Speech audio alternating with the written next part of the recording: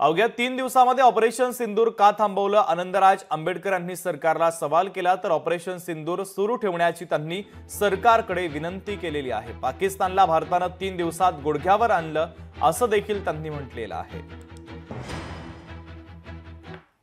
3 दिवसानंतर अचानक अमेरिकेचे राष्ट्राध्यक्ष युद्धबंदीची घोषणा केली जाते आणि आम्ही त्यानंतर युद्धबंदी करतो।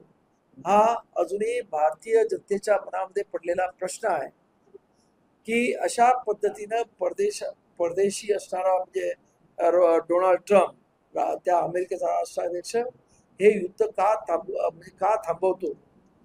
आमचं रिपब्लिकन सेनेचं असं म्हणणं आहे की कुठल्याही प्रकारची युद्धबंदी न करता ऑपरेशन सिंदूर तसंच चालू ठेवावं, पाकिस्तानची शक्ल करावी, जेणेकरून या देशामधले जे निरपराध लोक दहशतवादाच्या बळी जात आहेत ते कुठे थांबले जातील। लोकशाही मराठी ऐका, पहा, जागरूक रहा।